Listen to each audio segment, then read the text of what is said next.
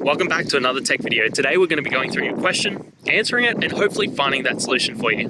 Guys, remember to stay a little bit crazy like me and find that resolution. Now, let's continue on.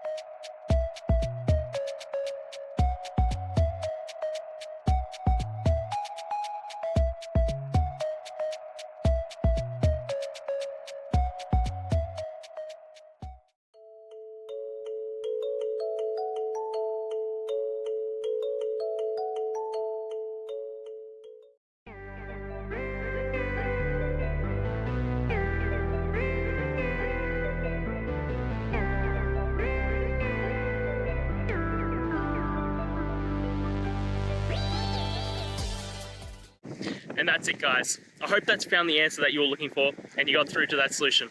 If you did, please hit the subscribe button. I'd really appreciate it. And until the next time you have a technical issue, I'll see ya. Have a good one.